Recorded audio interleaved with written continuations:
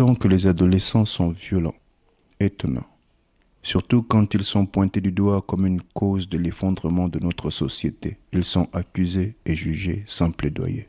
À tort ou à raison, ils n'ont jamais la parole dans une culture africaine qui impose le silence aux jeunes du village. Alors ils s'expriment, souvent par la culture urbaine, ses courants artistiques, ou par le sport, expression du corps en mouvement. Tous deux limités, bâillonnés par la bureaucratie, jalouse d'une forme d'économie nouvelle qui pourrait diversifier les fortunes et l'autonomisation des citoyens. Sans issue, l'ado a très souvent recours à la rue pour se nourrir, pour s'exprimer, pour manifester. C'est facile de dire que les adolescents sont de plus en plus violents quand ils n'ont personne vers qui se tourner. La violence n'est que le résultat d'une évolution humaine incomplète ou inachevée. Venir au monde très souvent par un père qui ne reconnaît pas sa progéniture, par un père très souvent absent, par un père qui ne joue pas son rôle, par un père démissionnaire, alcoolique et violent, par un père immature et irresponsable. Venir au monde par une mère désintéressée qui abandonne sa progéniture à sa propre mère, par une mère adolescente donc elle-même incomplète qui n'a pas conscience de sa responsabilité, par une mère qui préfère les virer entre copines, les soirées arrosées et la vie facile, par une mère instable qui reçoit chez elle autant d'hommes qu'il n'y a de soirs, par une mère qui te répète sans cesse que tu as été un enfant indésiré, qu'elle a essayé d'avorter, que ton père vit encore et que tu devrais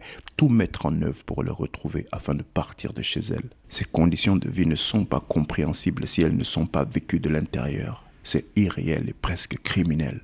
Et comme la nature a horreur du vide, le manque d'amour, le manque d'affection, le manque d'attention, le manque de compassion, le manque de compréhension, le manque d'éducation, le manque d'autorité parentale est remplacé, mais par quoi?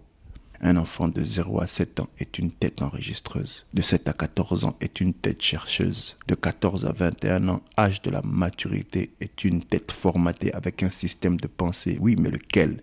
Si la cellule familiale n'a pas joué son rôle, qui a piloté le développement de ces petits êtres? Cellule familiale, socle de la société aux abonnés absents. Même quand il faut suivre l'instruction de l'enfant, elle est souvent convoquée à l'école, mais jamais concernée. Je me demande si ces adolescents sont vraiment violents ou s'ils ne sont que le reflet de la violence qui leur a été imposée par un monde dans lequel ils n'ont même pas demandé à être invités. Regardons ces enfants dits violents. Et regardons les adultes irresponsables que nous sommes. Finalement, à qui la faute? Ah, Nzambe.